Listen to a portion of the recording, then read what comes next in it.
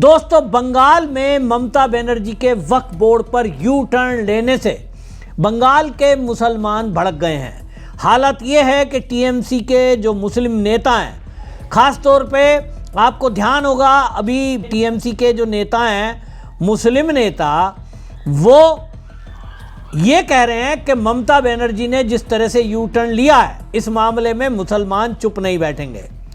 TMC के मंत्री और जमात इस्लाम हिंद के पश्चिम बंगाल विंग के अध्यक्ष सिद्दीकुल्लाह चौधरी ने उन्होंने कहा कि वक्फ संपत्तियां छीन ली गई तो मुसलमान इस पर चुप नहीं बैठ सकते और कुछ ना कुछ हम एक्शन जरूर करेंगे।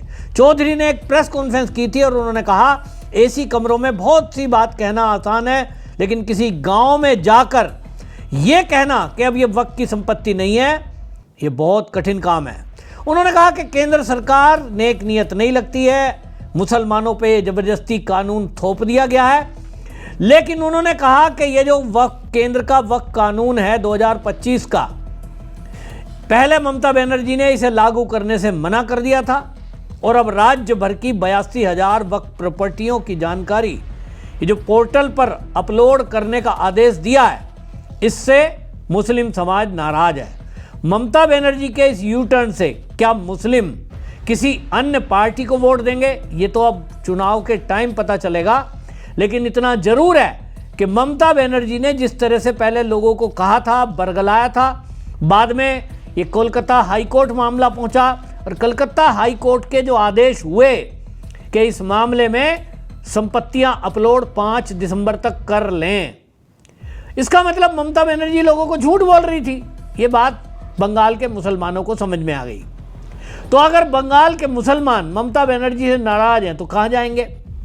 तो आपको बता दूं कि यहां इस चुनाव में भी आप एक तो ओवैसी फैक्टर आपको दिखाई देगा, दूसरा यहां जो अन्य मुस्लिम नेता हैं वो भी इस बात की चर्चा कर रहे हैं कि आखिरकार अपना ही कोई व्यक्ति अपनी पार्टी बनाकर अलग से चुनाव लड़े या अपनी ही पार्टी किसी मुसलमान नेता की हो, क्यों ना उसको चुना जाए। ये भी अब चर्चा शुरू हो चुकी है। तो ममता बनर्जी कितना भी तुष्टीकरण कर ले, ये मुसलमान उसके साथ इस बार खड़े होते नहीं मुझे दिखाई दे रहे हैं। 2 जगह बंटते हुए मुस्लिम कम्युनिटी इस चुनाव में बटेगी, ऐसा इस बयान से दिखाई दे रहा है।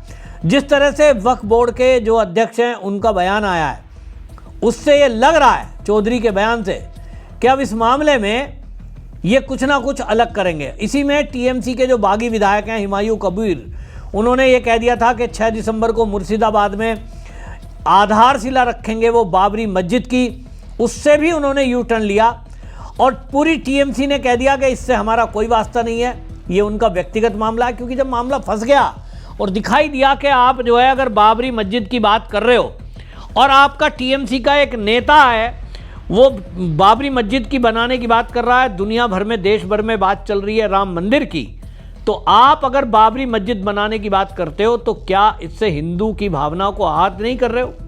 बाबर एक आक्रमणकारी था, बाबर एक लुटेरा था, बाबर ने कत्लेआम किया हिंदुओं का, महिलाओं की इज्जत लूटी, और आप उसके नाम पर यदि कोई धार्मिक स्थल बनाना चाह रहे हो, भाई मस्जिद बनाओ। देश में लाखों मस्जिद है, हजारों मस्जिद बंगाल में है, किसी को कोई ऑब्जेक्शन नहीं है। लेकिन आप हिंदुओं का अपमान, कत्लेआम और बलात्कार करने वाले के नाम पर मस्जिद बनाओगे, ये सीधा सीधा हिंदू समाज को चिढ़ाने वाला है।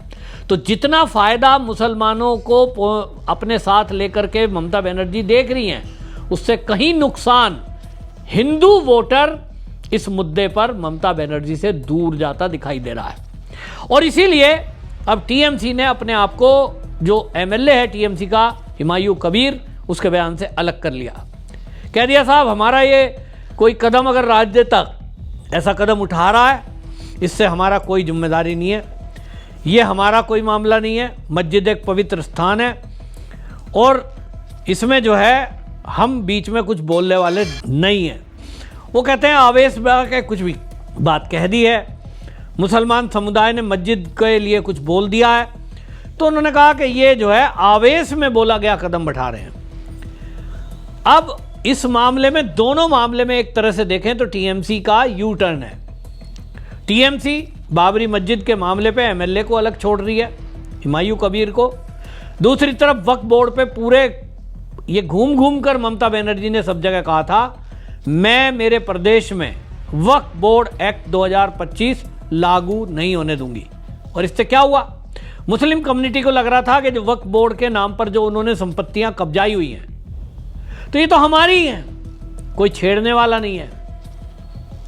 अब जब ममता बनर्जी उनको लागू करने के लिए कह रही हैं, साहब हाई कोर्ट का आदेश है, हम क्या करें, तो ममता बनर्जी को मुस्लिम समाज इस बात को कह रहा है कि भाई आप सुप्रीम कोर्ट जाओ, वहां चुनौती दो कलकत्ता हाई कोर्ट के फैसले को। तो सरकार ऐसा नहीं कर रही है। अब नहीं करता देख तो समाज में चर्चा उठ रही है और इसी पे मुस्लिम नेता और मुसलमान भड़के हुए हैं।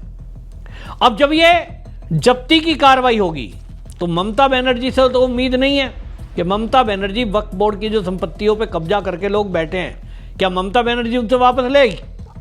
उत्तर है नहीं, वो नहीं लेगी। और यही भारतीय जनता पार्टी का चुनाव में मुद्दा बनेगा कि भाई जनता की जो जमीन वक्फ बोर्ड के नाम पर कब्जाई हुई है लोगों ने, संस्था ने, तो उसमें आम आदमी भी है।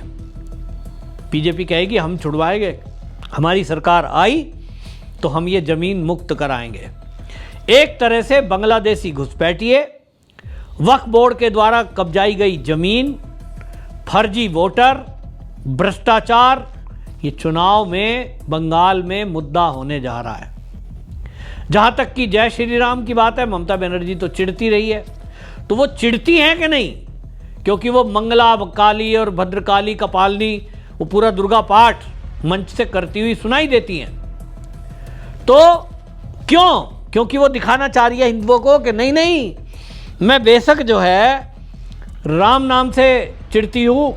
उन्होंने उसकी दलील भी दे दी कि बंगाल में जय श्री राम नहीं चलेगा, यहां मां दुर्गा चलेगा।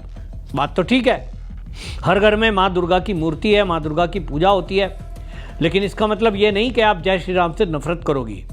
और अगर आप जय श्री राम के नारे से चिढ़ती हो, परेशान होती हो, नफरत करती हो, तो जो वह श्री राम को भगवान मानने वाले लोग जो रहते हैं, फॉलोवर, जिनकी संख्या बंगाल के अंदर लाखों में है, कहीं ना कहीं वो निर्णायक भूमिका में अब हैं। फर्जी वोट कटने की बात है तो पिछला चुनाव जो विधानसभा का हुआ है, जीत और हार का मार्जिन लगभग 38 लाख वोटों का रहा है। और भारतीय जनता पार्टी ये दावा कर रही है कि जो फर्जी वोटर है वो 1 करोड़ है। मैं कहता हूं 1 करोड़ नाम ना भी कटे, टीएमसी का दबाव बीएलओ के ऊपर है, खूब जबरदस्ती हो जाए, कब्जा लिया जाए, धमका दिया जाए।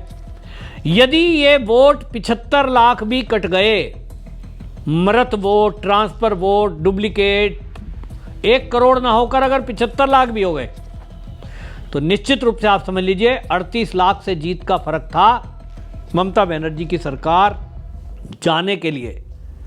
ये फर्जी वोटर का आंकड़ा काफी है।